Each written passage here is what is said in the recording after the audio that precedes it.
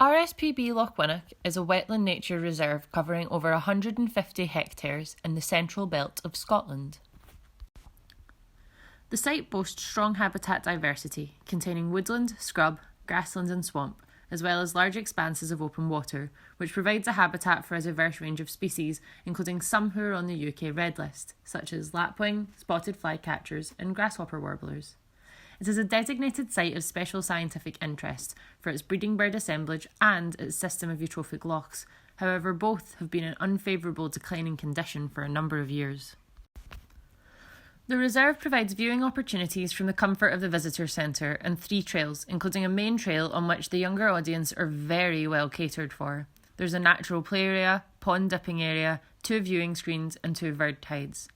The Information Centre also provides an Explorer Challenge, which is a self-led backpack activity for use along the trails. This challenge changes monthly and is already quite effective at interpreting the site for the younger audience, along with an extensive diary of clubs and events. The current management plan for Lochwinnoch aims to increase visitor numbers by expanding the visitor offer. Currently, the majority of visitors to the site are children and the local community. When visiting, 78% of guests are using only the Information Centre. Less than a quarter of the visitors are actually interacting with nature on their visit, which indicates that they're not engaging with what Lochwinnoch has to offer. There are a few events provided each year which are geared towards engaging adults or teens: guided walks, astronomy events and photography classes, and seasonal spotting sheets for birds and flora are available, but they're not encouraged or promoted. I doubt that most of the visitors are aware that they're even available. 25% of the visitors come from the local community and 13% come from long-stay holidayers.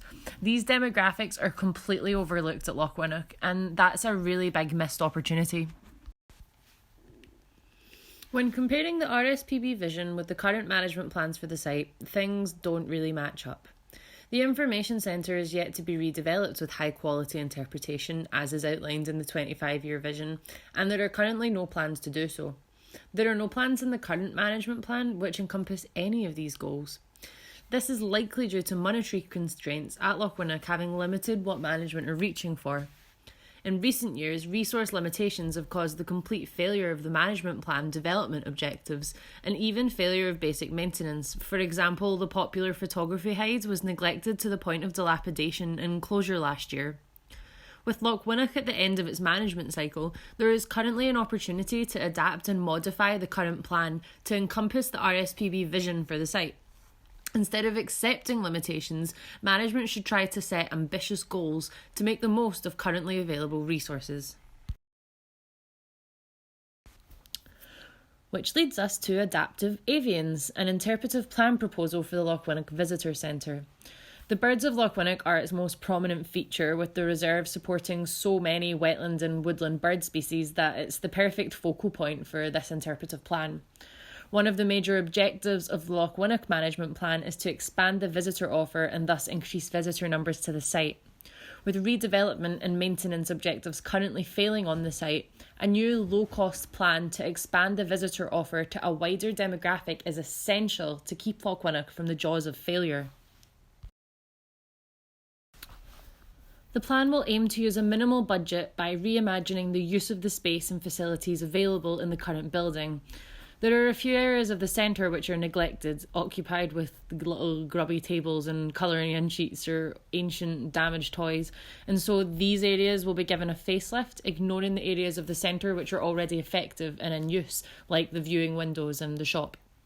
The purpose of this interpretive plan for the visitor centre is to provide an engaging and educational experience which caters to a wider audience than is currently being provided for at Lochwinnoch, without any large-scale structural changes. The plan should provide high-quality interpretation using a range of media and should apply to all ages, as these were the goals outlined in the management's 25-year vision for Lochwinnoch. It should also encourage visitors to go outdoors, making use of the trails and the nature in their own communities, as these are like the overall objectives for RSPB as an organisation. The audience should learn about natural selection and how evolutionary features have allowed a diverse range of species to be adapted to many different habitats, using the birds of Lochwinnoch as an example. This will encourage the understanding of the importance of conservation at a habitat level and thus the value of Lochwinnoch as a nature reserve. This should make the audience feel encouraged to use their new understanding of birds and their habitat to engage with Lochwinnoch, increase their use of the trails, and to continue thinking about the lesson at home long after they leave the reserve. This should make the audience feel a new appreciation for Lochwinnoch and for the nature on their doorstep. They will feel more strongly about habitat conservation and the work of the RSPB. Following the theory that an audience remembers more if they interact with information rather than just hearing or reading it, Avian Adaptation is an activity trail starting with an interactive food web. This would cover a large wall which is currently only used as a whiteboard area for young children to draw on. In the plan, the wasted space will become an educational opportunity and the focal point and starting point for the activity trail. The activities were all produced in keeping with the RSPB brand, with the blue colour scheme and minimalistic aesthetic. The food web uses images from the RSPB bird guides and so connects with other interpretive materials within the RSPB brand. All of the activities were designed with all ages and abilities in mind, with the most vital information always provided in the headings. Important vocabulary is highlighted to draw the attention of skimming readers, and more in-depth information with slightly more technical language is always provided in one section to allow the exhibit to remain interesting for a variety of experience levels, something which I've already mentioned is currently excluded at Lochwinnoch. So, for the activity, the audience must place the birds in the correct spaces to light up the food web. This would be made with LED strip lighting, which is a safe option as it doesn't get hot. LED lighting is also low energy consuming and relatively cheap to install. The lights would be programmed to light up when the audience places the tiles in the correct places, completing the food web. Using a mirror for the human space on the food web and including humans on the food web at all were techniques used to create cognitive dissonance for the audience, placing them within the activity and making them question their own place within the ecosystem. So the aim of this activity is to introduce the theme of adaptation and specialism of birds, using Lochwinnoch as an example. The food web panel mock-up was really simple because screen size made it a limiting factor. However, in the visitor centre, the space is really large, leaving a lot of opportunity to add more facts and details. Here you can see a mock-up of one of the actual tiles, using cross-cut wood to give a sensory experience and a rustic, natural feel. The idea is that all of the tiles, even the ones the audience don't use, can be removed and changed. This would allow the staff at Lochwinnoch to change and customise the food web with the seasons, letting visitors know what they could potentially see out on the trails.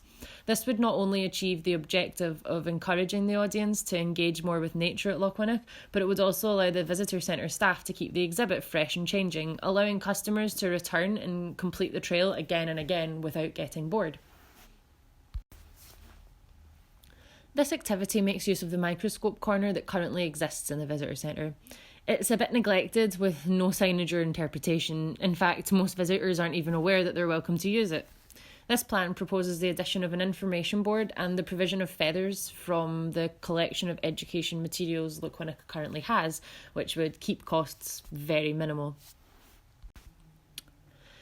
Here you can see a mock-up of the information panel. Again, we have essential information in the headlines, but also provide some pretty in-depth information for the more knowledgeable audience.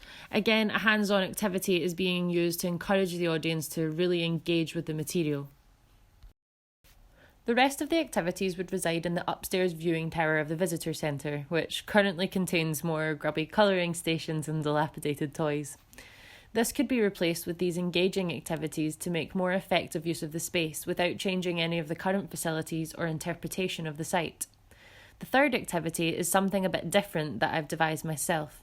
The title, Could You Eat Soup with a Fork?, uses cognitive dissonance again to challenge the audience and get them interested. Here you can see a mock-up information panel, again offering layers of information to cater to everyone. This activity gives the audience hands-on experience of how beaks are adapted to their diet in different birds. This panel would be accompanied with a pair of scaled-up 3D printed birds' beaks, which would be used by the audience to try to scoop up rubber fish and faux seeds. Inspiration came to me from a news article I read about an injured toucan getting a second chance at life after receiving a 3D printed beak.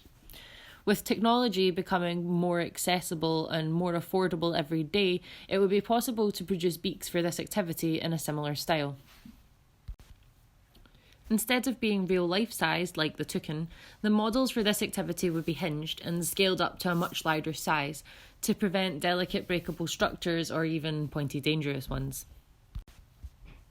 The fourth activity introduces basic foot types found in birds and how these are adapted to their environments.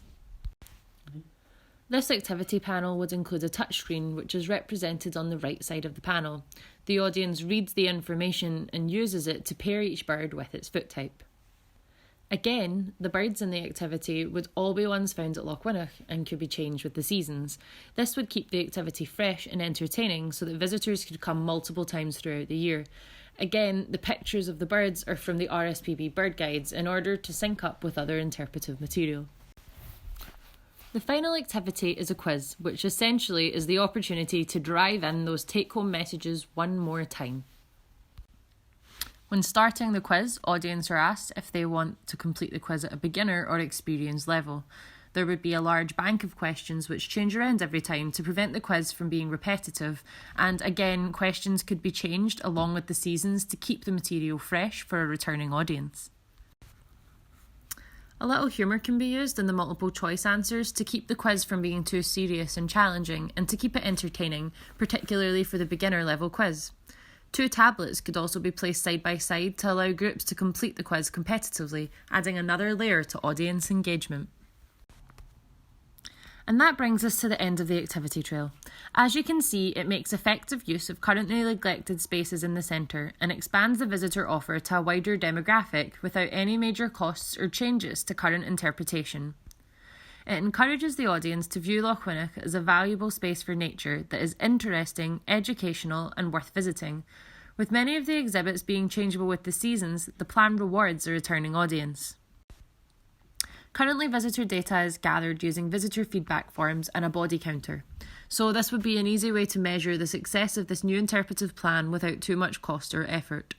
Firstly, a couple of questions added to the current questionnaire would give plenty of insight into what the audience wants. For example, after completing the activity trail, were you more likely to go out for a walk? Or are you more interested in habitat conservation after completing our Avian Adaptations challenge? Using the body counter, increased visitor numbers could also be a measure of success. Information could also be taken from the tablets, such as the number of times the quizzes are completed by visitors or how many times people walk away without finishing the activity. And with flexibility already written into this plan, it would be possible to review feedback and tailor the experience to the audience. This interpretive plan could make the most of what is currently available at Lochwinnoch, and when resources become available for the large-scale changes, it would be simple to move these activities to new locations, making it a low-risk investment in RSPB Lochwinnoch's future. This was Avian Adaptations, an interpretive plan proposal for the RSPB Lochwinnoch Visitor Centre. Thank you for listening.